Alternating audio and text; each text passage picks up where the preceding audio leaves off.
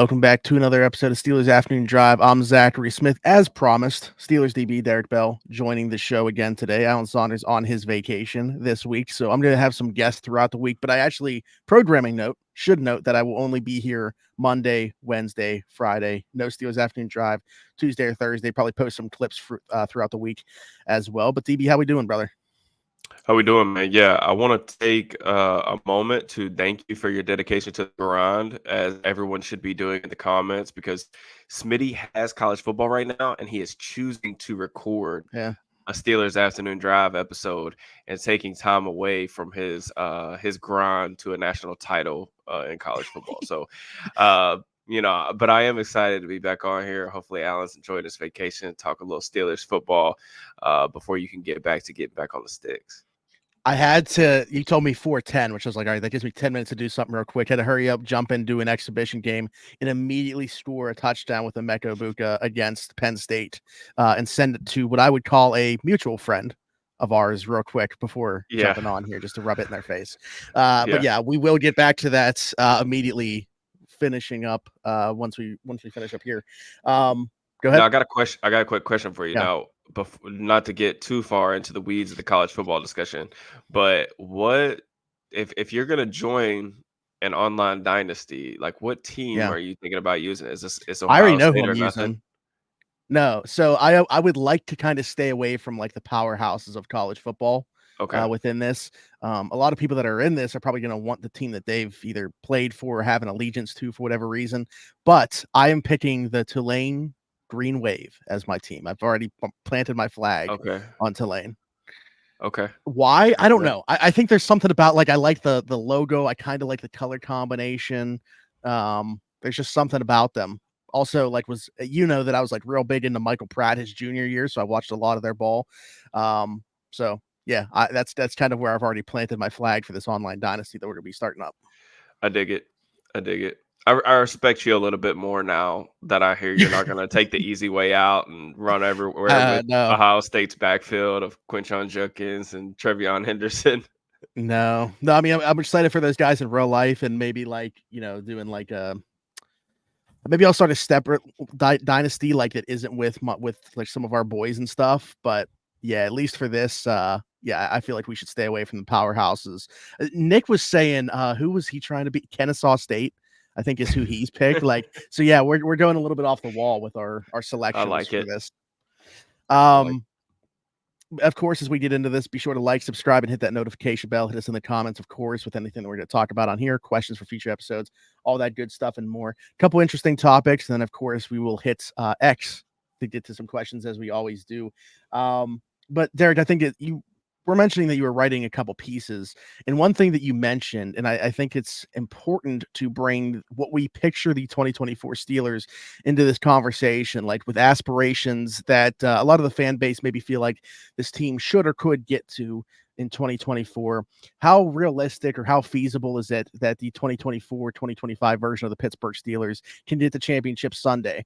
And, through your research, the data that we found tell us that they're going to have to be pretty much top 10 in terms of EPA to make that happen. And you can I'll give you the floor now to kind of just expand upon that and maybe what you found within that.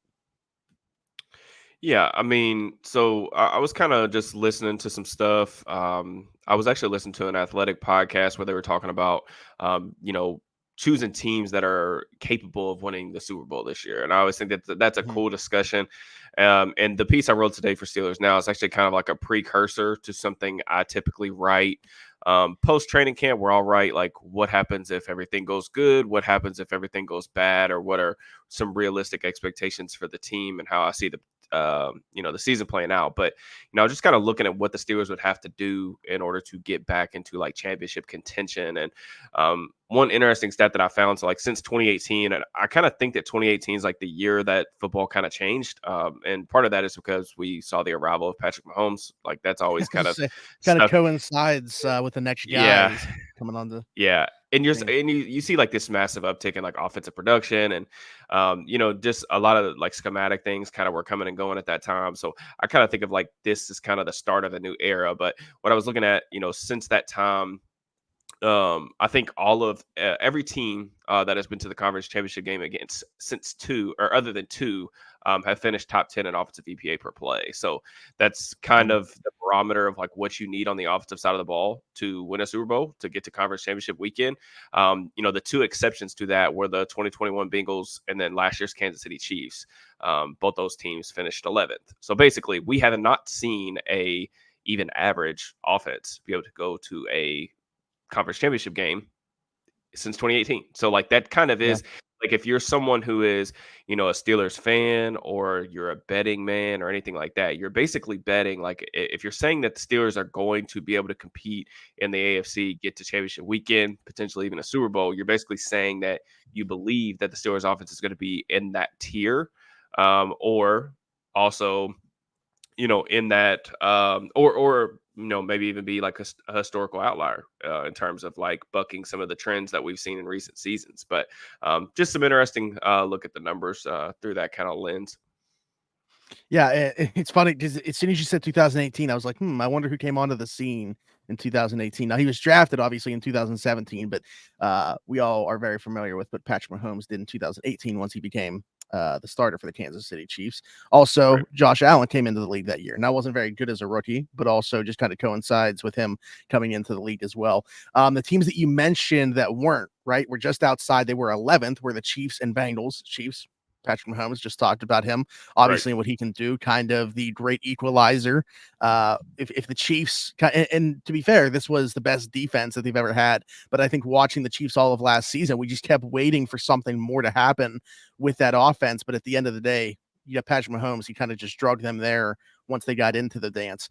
And then the Cincinnati Bengals in 2021, which was a year where they were really good on the defense, probably the best year they've had defensively, I would say, under Lou Anarumo, who I think is still a really good coordinator, but obviously they've lost some talent in the form of Jesse Bates on the back end, Dan Von Bell. So, there's been some pieces obviously Yep. missing on the back end there, but still Joe Burrow, just when you needed him to make a play, was able to do so in that stretch. But yeah, I mean, as of right now on the surface, right, like, do we feel like the Steelers can be part of that conversation in 2024? Like, at least for me, I can see a jump, right, for that. Like, it's fair to expect them to be much better on the offensive side of the ball in 2024. It's also fair to expect that to not get going right out of the gate for them to gel right away with as many moving pieces they Hmm. have. I think by the end of the year, at least for me, fair expectation is somewhere between 15, 18 range. So I don't know that I can say on the surface right now as we sit here that I expect them to be part of that conversation. Yeah.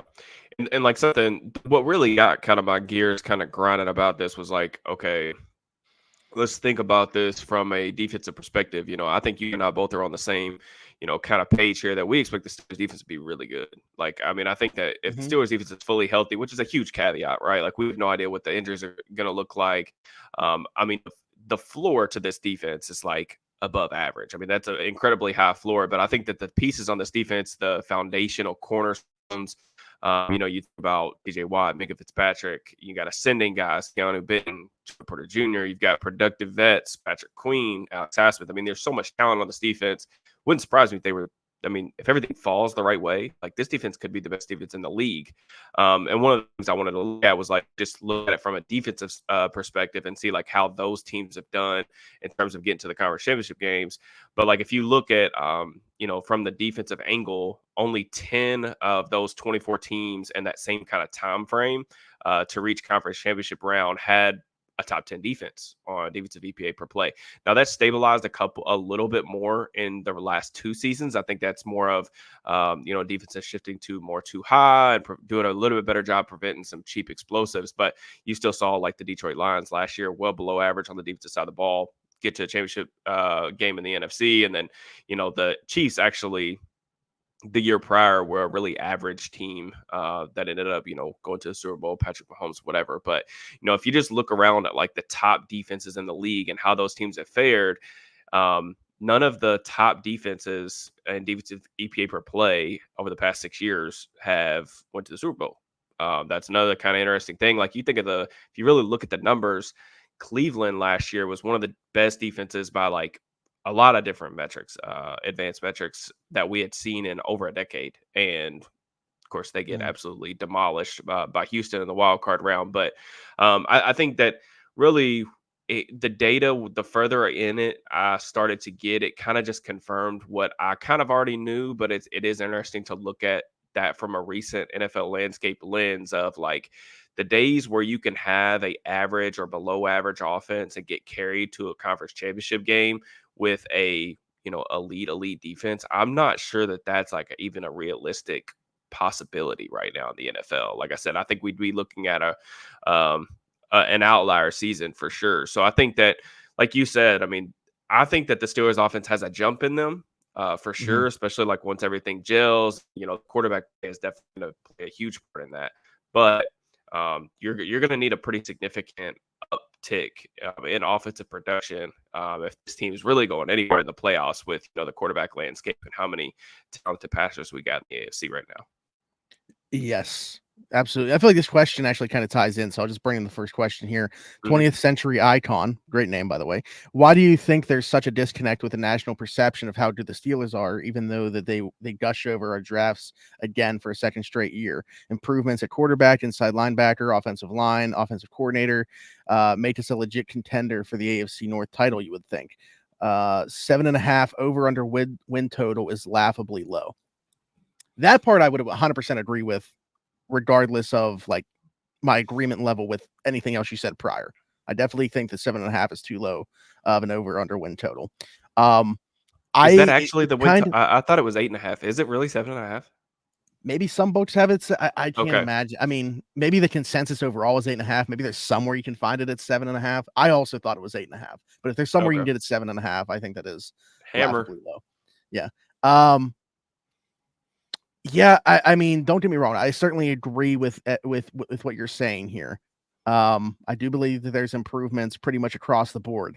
I kind of just go back to the conversation I've been having with everybody about like my total outlook for the 2024 team, where it's like I think this team is going to be better than last year, but I'm not so sure that it reflects in the results by the end of the season. Mhm. Like I still think that you're looking at like they could be 10-7 this year, just as they were last year, but it looked a lot different in terms of how they got there and how you feel about the team going into the playoffs. Um, just because there's so many variables at play here that aren't even going to come to fruition until we really get rolling. Injuries, obviously, you can't predict. Who knows how that's going to play out? But just on paper, when you look at the Steelers and their schedule this year, obviously with what they have on the back end of the schedule, with the entire division and Kansas City and Philly mixed in there, like I don't know. So I guess what I'm saying is I believe that this team is better than last year, but I'm not so sure that the regular season standing will reflect that. Sure. Yeah, and I think that's a really realistic outcome, right? Like, I think it's important always to take note of every NFL franchise, and I think definitely all 32 fan bases think that their team is better this year than they were last year. I mean, that's just a reality. That's the way that we consume sports, and we look at all these different things in terms of like some of the things he mentioned in his question about like, hey, we've got an upgraded offensive coordinator, we got a brand new quarterback room. I forget what the other things he mentioned are. Like those are Offensive coordinator, yeah. yeah. I mean, Linebacker, Patrick Queen, obviously. yeah. I mean, and those are definitely like good things, right? Like we both know like the type of impact that Patrick Queen could have on this defense, and one of the reasons that we're so bullish on it. But at the same time, like I feel like there is a lot of unpredictability with the sport as much as like we try to do or try to predict every single thing that can happen. We're never going to be extremely successful with that just because you can't predict the injury side of it. It's a little bit harder to predict, and something that I feel like goes kind of by the wayside is like people forget that, like for example, like the year two guys, like I'm extremely excited about like Joy Porter Jr., Keanu Benton, just because I look Mhm. at what those guys did as rookies, and I think that they are really on the cusp of taking a really significant leap forward. I think a lot of people have kind of just assumed that Broderick Jones is going to go to left tackle and everything's going to be better because that's where he played in college. Everybody, there's a natural progression that everybody expects from rookie to sophomore year, but like development's not linear. Like just because you get a year Mhm. older or one more year of experience in the league doesn't necessarily always mean that you're going to be better. Like sometimes, guys can take steps back before they take steps forward. And then like obviously, you get older guys, like how you factor in, how those guys are playing. Is there a little bit of depreciation to their skill sets? I mean, I think Cam Hayward's probably the best look at that. Russell Wilson's a great look at that. Those guys really are still, can do some of the things that they could probably do in their primes, but they're not really going to be able to do them at as high of a level or as consistently. So, yeah, I mean, I agree. I mean, I think that a 7.5 win total is. I mean, we're talking about something completely different there. I think that is off the rails. But I mean, Mhm. could this team finish 9-8 and still beat the 2023 last year's Steelers in a 1v1 match? Like, absolutely. I could definitely see that. Mhm. But it's a tough schedule.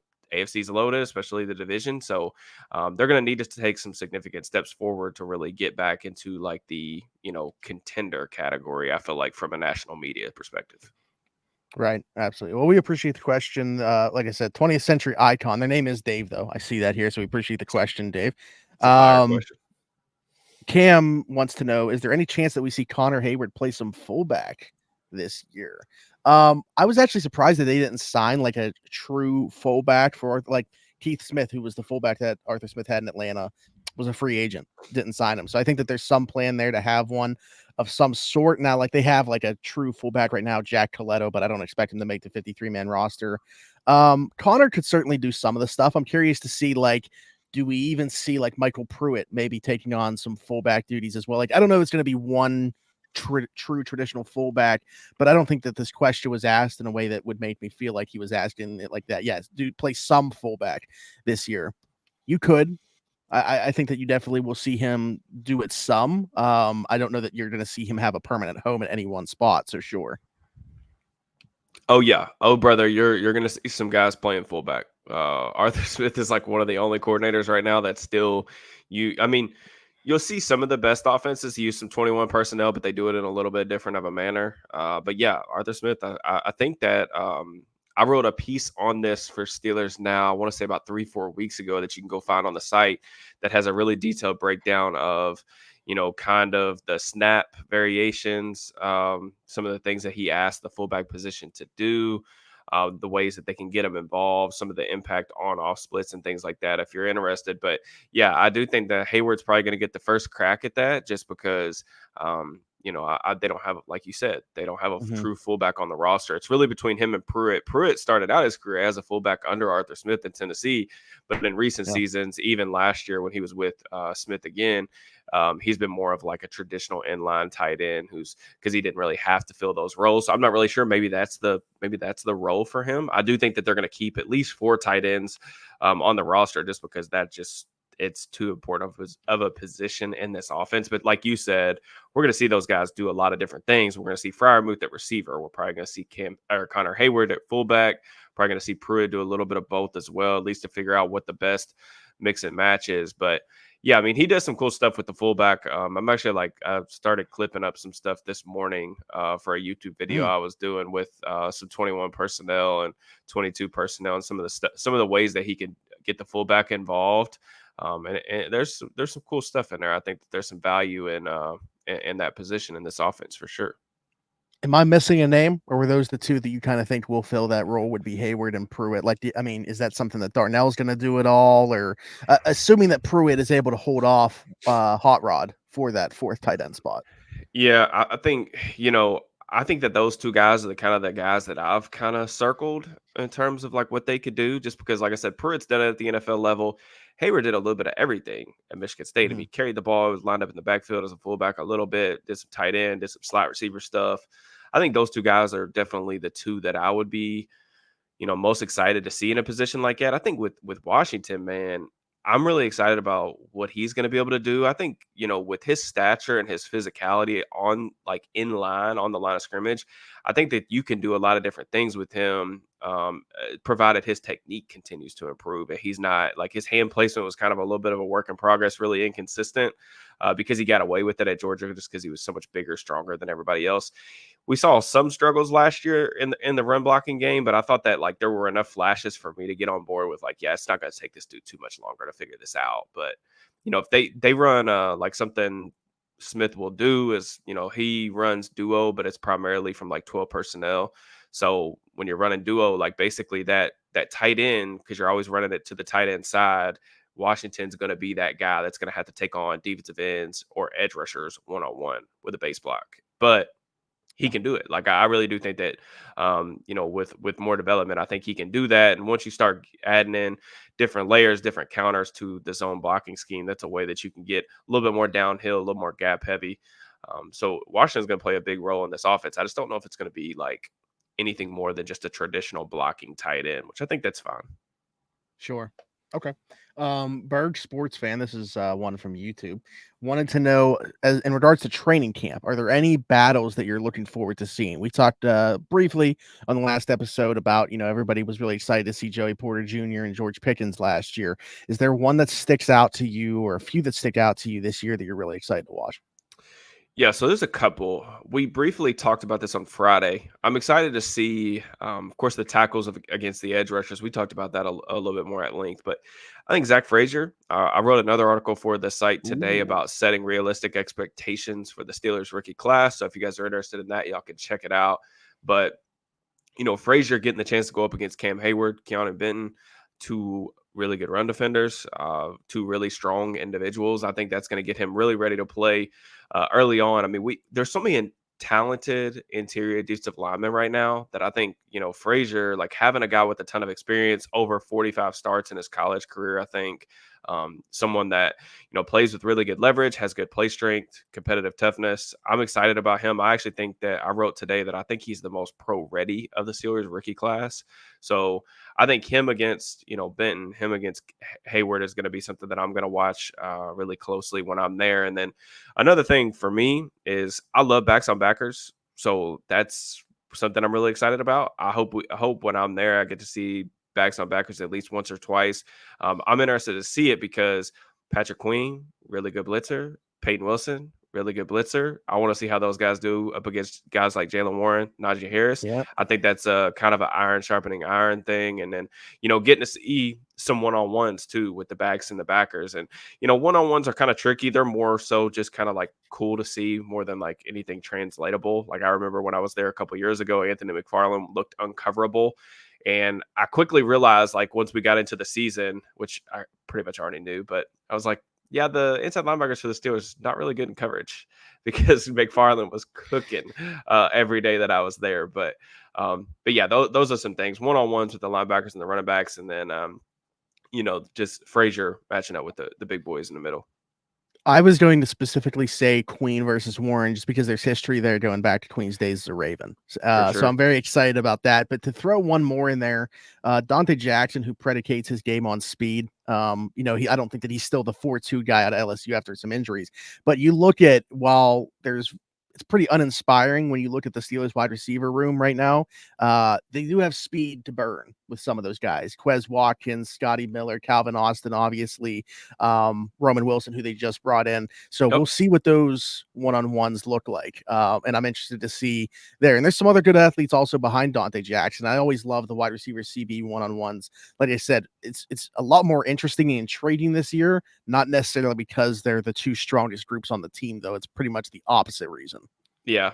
Yeah, that's a good point. And I think you made a good point too, like with all the speed that the Steelers have on offense, seeing, what Jackson has left in his legs. I mean, Jackson too, like he plays, when I said that the defense has a pretty decently high floor, but also a really high ceiling, like one of the ways that the Steelers can get to that high ceiling is if Jackson's like a legitimate, like good or above average CB2. Mm-hmm. And I think that there is a realistic chance that that could happen, even though I wouldn't necessarily bet on him being like a top 30, top 40 corner in the league. But I will say this, like when I was watching Jackson's film, a couple things stood out. Like he was way more of an aggressive run defender than I anticipated. Like he's a guy who doesn't mind to tackle. He's not always the greatest at it because he is like 180 pounds soaking wet, but Mm-hmm. he can mix it up and get a little physical in there. But also, like I only really saw one guy just straight up run by him, and that was Tyreek Hill. So he runs by everybody. So, like, I think Jackson still has the speed. Like you mentioned, like, he's probably not the 4-3 flat guy he was coming out of LSU, but he still has more than enough speed, I think, to be a good complement to Joey from an archetype perspective. It's just a matter of, like, are his eyes going to be disciplined enough? Is he going to be able to stay healthy? Some of those things that I think are worth monitoring. Sure. Yeah. And I will say, maybe puts our minds at ease a little bit on the back half of the schedule when Cam Sutton will be back in the fold. If things do go south with Dante, or I like the lottery tickets that they have behind him, but obviously that's exactly what they are right now, is lottery tickets, and Corey Trice and Darius Rush and treating guys. We'll see what roles they carve out. Speaking of, I think that we can get into our final thing here. Alan and I always say that we love when people put us on the spot, but I mean, this is really putting us on the spot. Right before we get the training camp here, Ryan Kellerman says, can you guys list your full expected 22 starters? So offense and defense. He wants to know who we have starting at every single spot here about a week out from training camp. So where do you want to start with this? Do you want to just go by position and go back and forth? Oh, man. I feel like that's really tough because what are we classifying as like a starter? You know what I'm saying? Because we could go 3-4. We could talk nickel, and they're gonna probably be in nickel more than they will. I would say that we have to list a starting slot corner as part of the starting 11. The exercise. Okay, yeah. We could do whatever you want. We can go back and forth by position. We can start offense, defense, whatever you want to do. So there might be more than 22 listed, because I feel like when you're talking about it like this, you could. Yeah, that's what I'm saying. You kind of have to. Of course, there's going to be 11 guys that are announced or whatever as starters on game day that come out of the tunnel. But sometimes guys how often were two tight ends announced as starters? Like Vance McDonald is an announced starter. Yeah, the second tight end is a starter in this offense. Darnell Washington is going to play more than he did last year. You can take that to the bank. That is guaranteed, etch it in stone, whatever. He is a starter on this offense. So we will do this based off how I've decided to interpret this. Starting quarterback, I'm going to go Russell Wilson. Same, Russ. Now, even right here, the second one, running back, both are going to play a ton. I'll say Najee Harris. Yeah, I think Najee as well. Warren's going to play a good amount. Could he eventually overtake Najee? Certainly. But I do think week 1, Najee Harris is starting back. Wide receivers could be interesting here, because I'm projecting something that we didn't see yet to take place at training camp within this. Because right now, I think if you roll the ball and the Steelers had to play a game, don't know that Roman Wilson's a starting receiver. I think by the time that we get to the season, he will be part of 3 receiver sets on the field starter. So George Pickens, Roman Wilson, and Calvin Austin are the 3 I'm going with right now. Now, Van Jefferson certainly will be in that conversation. Maybe you're going to say Van Jefferson. I think Calvin Austin ends up showing enough to play opposite at training camp, and maybe it's more about what Van doesn't show. Yeah, it's tough because I struggle to find the fit between getting both of those guys on the field at the same time, even though I do agree with you that they're probably 100%. They're probably the second, third most talented players on the roster at that position. It's just tough because, like I said, when you watch, Arthur Smith's offenses and in the past, especially last year, things that he asked some of the receivers to do in the blocking department, it's just really tough to imagine, Calvin at 5'7" and some change, or Roman Wilson at 5'10", 180, really being able to carry out these assignments at a high enough level. So for that reason, I'll say week 1, the rotation is probably going to be George at the X. I'll say early downs, I think that Van Jefferson's probably going to play the Z. He only used 11 personnel on 19% of snaps last year. I think that's going to go up, but I just don't know about how much. I'll say that, I think Roman is probably going to be the slot receiver sooner rather than later. But I think that it's either going to be him or Calvin that's on the field at the same time. So maybe on passing down situations, maybe Calvin's outside instead of Van Jefferson. But yeah, I agree. Roman's probably going to be in the slot fairly early on. So I got to go with Roman just because it's hard for me with Van Jefferson, just because it's hard for me to see anyone else being big enough to carry out those assignments. Yeah, 100%. And it's not for a lack of effort, obviously. I actually think pound for pound, but even Calvin, pound for pound as a blocker, not bad, but he's just so small. Tight end, Pat Fryermuth. Obviously, if you wanted me to list a second, we both said Darnell's going to play a ton. Yeah, I mean, to me, like the starting offensive personnel, if you have to list it, it's going to be 12 personnel. It's going to be Pat and Darnell, I think. Yeah. We'll start at left tackle. I'm going to go Broderick.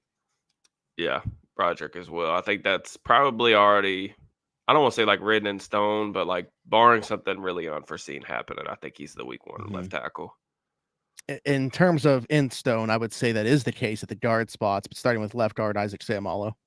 Yeah, I think Samalo Daniels, neither one of those guys are, they don't have any Mm-hmm. competition like coming into week one. There's not really anything, in my opinion, like left to answer with either of those guys aside from like how do they look at a new system, really zone heavy run scheme. But yeah, both those guys really solid starters. They're gonna be in the lineup. Tomlin's going to want him to earn it. That's why he wasn't, just labeled as the starting center and wasn't taking the first reps at OTAs and mandatory minicamp. But Zach Frazier, to me, wins the starting job at center. I'm not making Zach Frazier earn it. He's snapping the ball the first day of training camp if it was me. So that's just my opinion on it. I mean, and maybe that's the case now, but I'm just saying up till Yeah. this point, he hasn't gotten the Yeah. first reps. Yeah, and it wouldn't even surprise me, man. Like if the first week of training camp, if Frazier's still running with the twos, I think at this point Mhm. you're just delaying the inevitable. Like he's gonna be the guy. Let him be the guy Sure. from one. Let him get comfortable with Russ, vice versa, make the calls. I want him up against the starters as much as possible, just because there's a pretty drastic like drop off, in my opinion, from the Steelers interior guys, Benton and Hayward, to the second string guys. And I kind of Mhm. just want to throw him in the fire to see how he does. But yeah, Zach Frazier for me, week one starter. There we go. We both said James Daniels at right guard, and then Troy Fautanu at right tackle. I think if Dan Moore were going to play over one of these younger tackles, it would be on the left side. So with us giving Broderick the starting gig on the left side, it's Troy on the right side. I don't know what other direction you could possibly go. Yeah, I mean, Morris repeatedly said he's not really overly comfortable on the right side. That just is a preference thing more than anything. But I think Fautanu, I think the team's higher on him at this point than they were with Jones last year. I am as Mhm. well. Just think he's a little bit more ready to play, especially from a pass protection standpoint.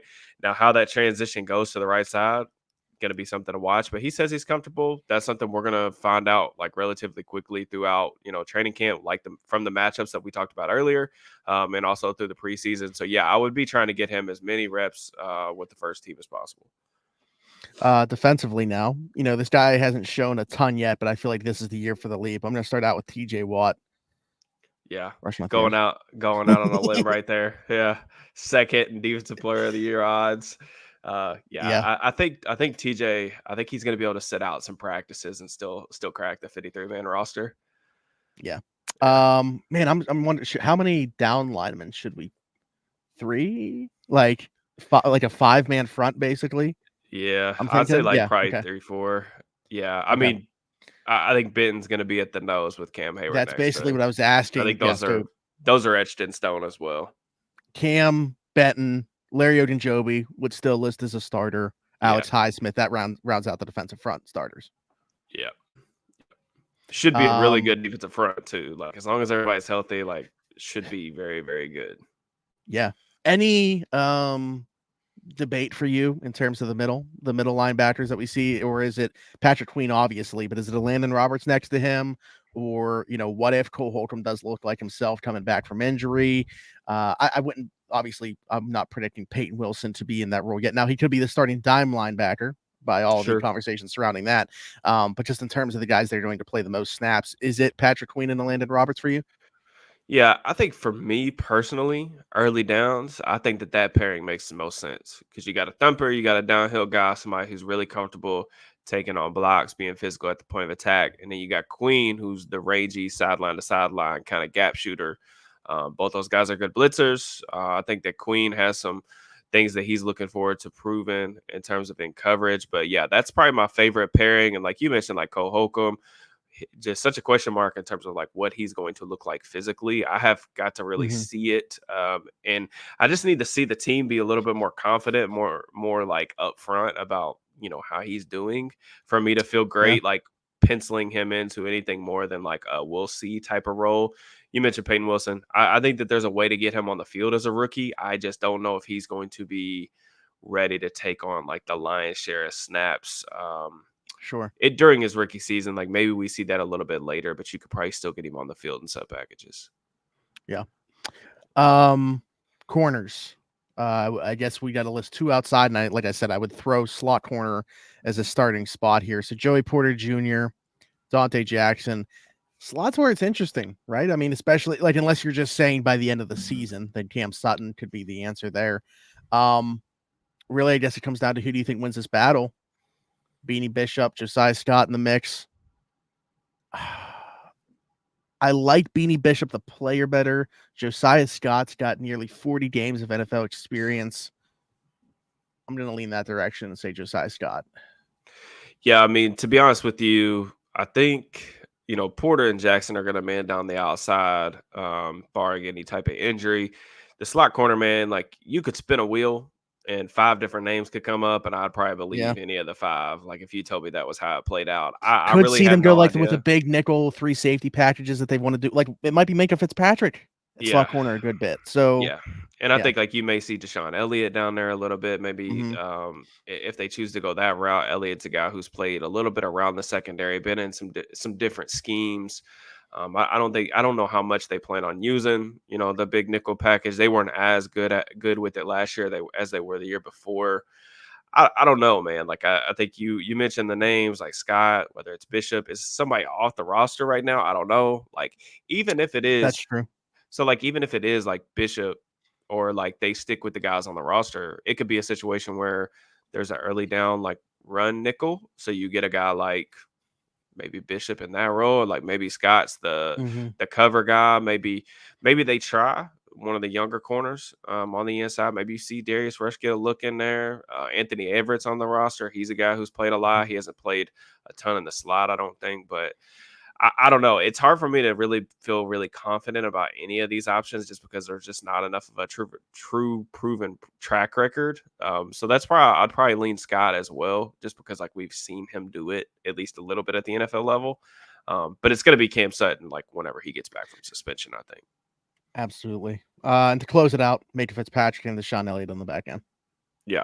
And kind of you'll see KZ rotated in a little bit, like when they go like big nickel or like some dime stuff. I could see that happening as well. Give Minka a little bit more freedom to roam around. Yeah, absolutely. Specialists, Chris Boswell, Cam Johnson, Christian I would Kuntz. say those two are probably like close to locks as well. Yeah. Uh, are we gonna go long There's snapper? currently not a, I just said Christian Kuntz. There's currently not a second long snapper. They're going to bring one to I'm camp, about to but say, yeah, they usually bring two to camp. Yeah, yeah, we're gonna chicken out. We're just gonna give Kuntz the job. No competition. no competition whatsoever. But that's it. Good stuff. We appreciate the question. Appreciate you putting us on the spot. We'll see how close to fruition we can get those predictions. Derrick made a good point there. I wasn't even like really thinking about because these are a 4-now prediction. They're going to add somebody from the outside to the roster in some capacity at some spot before we get to the end of I hope training so. camp. Like, I yeah, really do. I hope so. Even if it's not in the form of like a trade or like a significant move or anything like that, that I feel like everybody's going to want.